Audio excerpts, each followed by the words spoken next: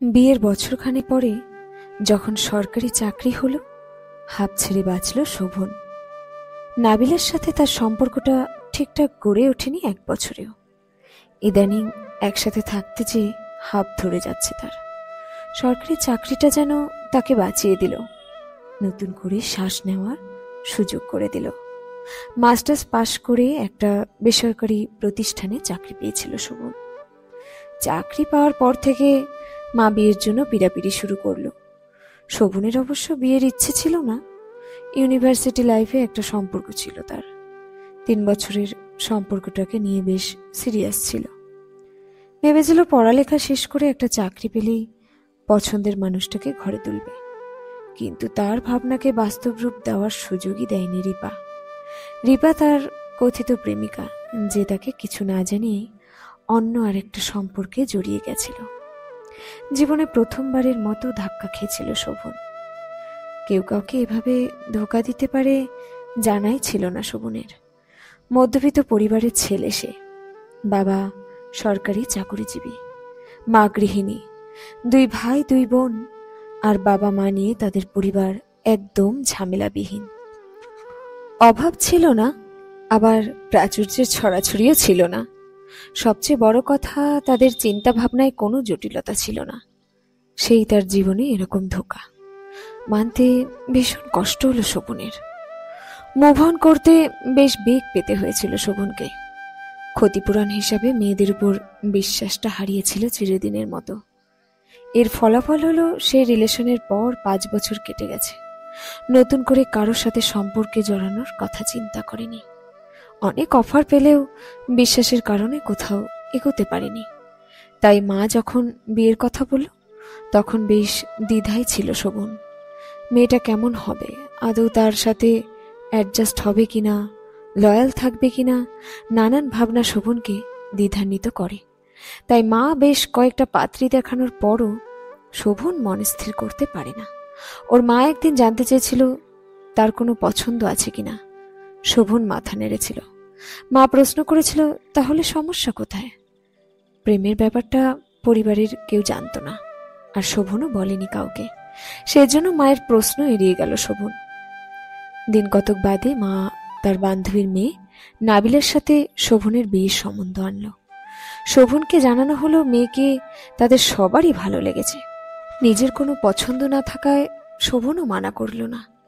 নির্দিষ্ট দিনে নাবিলার সাথে বিয়ে হলো শোভনের। বিয়ের রাতে শোভন 2-4টা কথা বলেও নাবিলার দায়সারা উত্তরে শোভন মিয়ে গেছিল। এরপর শোভন নিজে যে খুব একটা কথা বলেনি আর। কয়েকদিনের মধ্যে শোভন বুঝল অনার্সে পড়ুয়া নাবিলা মেয়েটা বেশ চুপচাপ ধরনের। শোভন নিজেও তো কম কথা বলে, তাই দুজনের যোগাযোগটা ধীর গতিতে আগায়। কেউ কারো সম্পর্কে কিছু জানে না, তবু আগ্রহ বোধ করে না শোভন। নাবিলাও নিজ থেকে কথা বলে না, নিজের মতো ক্লাস করে, পড়ালেখা, খাওয়া, ঘুম। শোভনও মন দিয়ে অফিস করে। মাস 3 এমনই চলল। মা বিষয়টা খেয়াল করে নিজের থেকে ওদের হানিমুনে পাঠায়। 7 দিনের ট্যুর খুব বেশি উপকার হলো না দুজনের। কেবল শারীরিক দূরত্বটা কমে এলো। দুজন পূর্ণবয়স্ক মানুষ একসাথে থাকতে থাকতে স্বাভাবিক নিয়মে একে অপরের প্রতি শারীরিকভাবে আকর্ষিত হবে। ওদের মধ্যেও তাই হলো। তুমুল পাগলামি না, কেবল জৈবিক তাড়নায় কাছে আসা। ঢাকায় ফিরেও নিয়ম করে কদিন চলল সেসব। শোভন চেষ্টা করলো কথা বলার, নিজের স্বভাবের বাইরে গিয়ে নাবিলার সাথে আলাপ জমানোর, কিন্তু পারল না। মেয়েটা কেমন যেন থম ধরে বসে থাকে। প্রশ্ন করলে জবাব দেয় না, নিজ থেকেও কথা বলে না। গত কয়েকদিন ধরে ক্লাসের দোহাই দিয়ে নাবিলা তার বাবার বাড়িতে থাকতে শুরু করেছিল।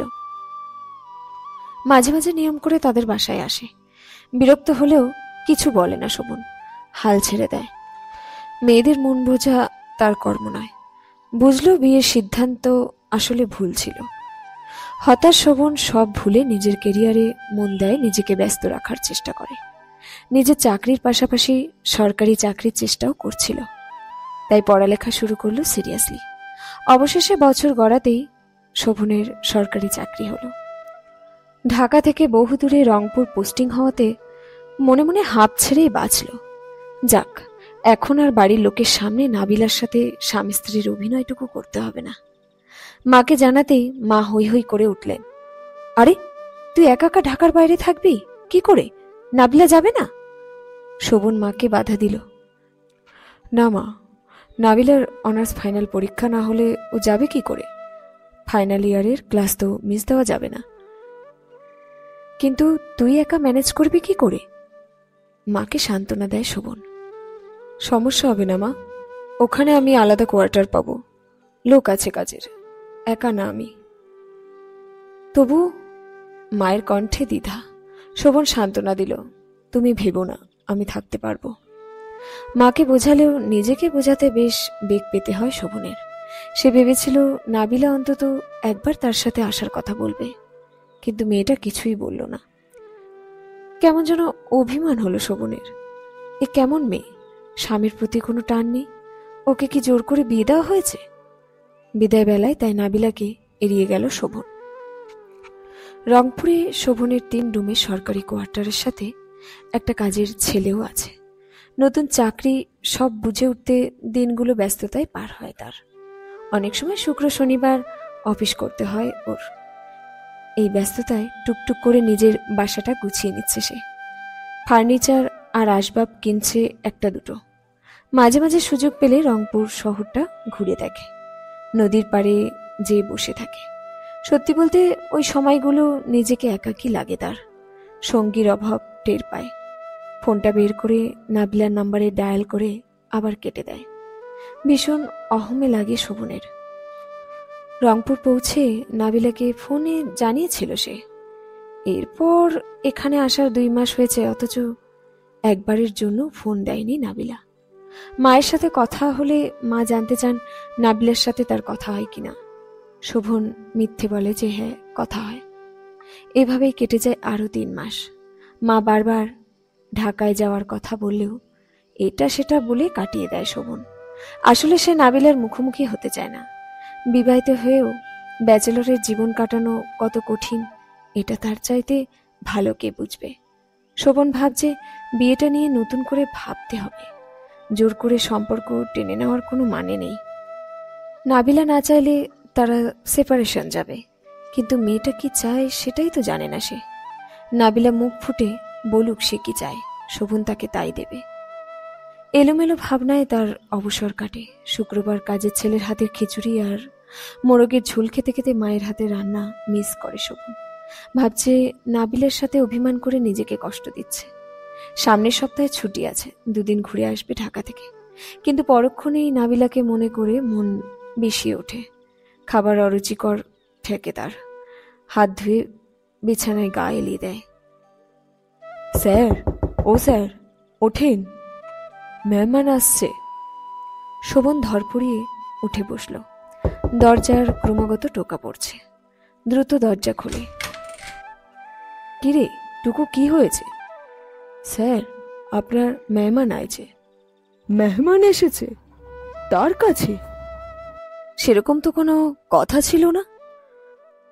দ্রুত ড্রয়িং রুমে এগিয়ে গেল। সোফায় জড়সড় হয়ে যে বসে আছে তার দিকে তাকিয়ে শরীর অসাড় হলো তার। মনটা কেমন যেন দুলে উঠল। বিস্মিত হয়ে প্রশ্ন করল, তুমি? নাবিলা চমকে উঠে তাকে দেখল। হাসার চেষ্টা করল। আপনাকে দেখতে চলে এলাম। শোভন অবাক হয়ে বলল, একা? নাবিলা মাথা নাড়ে। প্লেনে বমি করেছি, খুব গা ঘিন ঘিন করছে, একটু শাওয়ার নেব। শোভনের অবাক ভাব কমেনি। তার মধ্যেই সে সচেতন হলো। হ্যাঁ এসো, ওয়াশরুম দেখিয়ে দিচ্ছি। নাবিলা ওর পিছু পিছু উঠে এলো। ওকে রুম দেখিয়ে বেরিয়ে এলো। ওর মাথা হ্যাং। এখনো বিশ্বাস হচ্ছে না নাবিলা একা চলে এসেছে তার কাছে। সে অনেকক্ষণ সোফায় বসে রইল। টুকু এসে খাবারের কথা বলতেই ধ্যান ভাঙে তার। রুমে উকি দিতে দেখল চুলে টাওয়েল পেঁচিয়ে নাবিলা ওর রুম দেখছে খুঁটিয়ে খুঁটিয়ে। ওকে একবার তাকিয়ে দেখে আবারও আগের কাজে মন দিল। বাসাটা খুব সুন্দর করে সাজিয়েছেন তো। নাবিলাকে নিজ থেকে কথা বলতে দেখে অবাক শোভন। তোমার ভালো লেগেছে? আপনার পছন্দ খুব চমৎকার। এবার হাসল শোভন। কেবল পছন্দ চমৎকার, আর আমি লোকটা কেমন? আমি নিশ্চয়ই খুব খারাপ, তাই না? এই জন্য 6 মাসে একবারও ফোন করে খবর নেওয়া যায় না। নাবিলা গভীর দৃষ্টি মেলে শোভনকে দেখল। তারপর পেঁচানো টাওয়েলটা চুল থেকে খুলে নিয়ে খাটের পাশে ফেলে এগিয়ে এলো। আপনিও তো আর ফোন দেননি। দুজনের মাঝে 1 ফুট দূরত্ব। শোভন নাবিলাকে দেখছে মন ভরে। সদ্য গোসল নেওয়াতে মেয়েটাকে স্নিগ্ধ লাগছে বেশ। ভেজা চুলগুলো নেশা ধরিয়ে দিচ্ছে। শোভন বুঝল তাকিয়ে থাকলে বিপদে পড়বে, তাই নজর ঘুরিয়ে নিয়ে বলল, তুমি কথা বলতে চাও না, আমি কেন ফোন দেব? পুরুষ বলে আত্মসম্মান রাখা যাবে না? নাবিলা হেসে দিল। তার সরল হাসিতে আবারও মুগ্ধ হল শোভন। শোভনের মুগ্ধতায় নাবিলার শরীর শিরশির করে উঠল। সেই মন্ত্রমুগ্ধের মতো এগিয়ে এলো শোভনের দিকে। ওর বুকের উপর হাত রেখে বলল, আত্মসম্মান বজায় রাখলে কি সাহসী হওয়া যাবে না? নিজের অধিকার দাবি করা যাবে না? শোভন অবিশ্বাস্য নজরে নাবিলাকে দেখছে। মেয়েটা সত্যি কি ওর বুকের উপর হাত রেখেছে? যে অধিকার দেয় না তার উপর কিসের অধিকার দাবি করব? নাবিলা এবার শোভনকে হতবাক করে দিয়ে ওর বুকে মাথা রাখে। কে বলল অধিকার দিতে চায় না? মনের খবর রাখতে জানতে হয় মশাই। এত অভিমান মনে জমা রাখলে কি আর আরেকজনের মনের খবর জানা যাবে? একটু চুপ করে থেকে পুনরায় কথা বলে নাবিলা। আমার বান্ধবীদের বরের গল্প শুনে বিয়ে নিয়ে খুব ভয় ছিল আমার মনে। কেমন লোক জীবনসঙ্গী হবে, আমাকে বুঝবে কিনা, অত্যাচার করবে না তো, এসব ভেবে ভেবে মনটা সারাক্ষণ উদ্বিগ্ন হয়ে থাকত। আপনার সাথে বিয়ের পর সেই ভয়টা সর্বক্ষণ তাড়িয়ে বেড়ায়। বারবার মনে হতো এই বুঝি আপনি ঝাঁপিয়ে পড়বেন আমার উপর, কিংবা বকাবকি করবেন। আতঙ্কে অস্থির হয়ে থাকতাম। আপনি দূরে চলে আসার পর কেন যেন আপনাকে মিস করছিলাম। আপনি আমাকে কখনো কোনো বিষয় নিয়ে জোর করেননি, আমাকে নিজের মতো থাকতে দিয়েছেন। সব মিলিয়ে বুঝলাম আপনি অন্য সকলের মতো না। স্বপ্ন স্বপ্ন লাগে শোভনের। নাবিলা সত্যি কি তার এত কাছে? এসব কি সত্যি নাবিলা বলছে? ও বিস্ময়ে মুখ হয়ে গেল। আচমকা শোভনের কণ্ঠায় নিচে অধর স্পর্শ করল নাবিলা। চুপ করে আছেন কেন? এখনো কি রাগ আমার উপর? আচ্ছা, আমি যদি আপনার কাছে এখানে থেকে যেতে চাই, এই সুন্দর সাজানো বাড়ির অংশ হতে চাই, রাখবেন আমাকে? ঢাকায় একা একা ভালো লাগছে না আর, ভীষণ মিস করছিলাম আপনাকে। শোভন চোখ বুজে নাবিলার স্পর্শ নিচ্ছিল। মেয়েটার উষ্ণ নিঃশ্বাস আর ফিসফিসিয়ে বলা কথাগুলো ওর হৃদয় তোলপাড় করছে। এখনো কি ভেবেছিল এভাবে সুখ এসে তার পায়ে লুটবে? সুখের আবেশে কেমন পাগল অনুভূত হয় তার। এতদিন এমনটাই কি মনে মনে চাইতো না সে?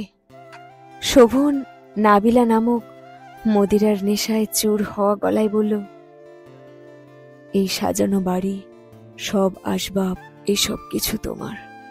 এই আমি সহ এ বাড়ির প্রতিটা জিনিসে একান্ত তোমার অধিকার। শেষ হলো আজকের গল্প অধিকার। কলমে ফারহানা ইয়াসমিন।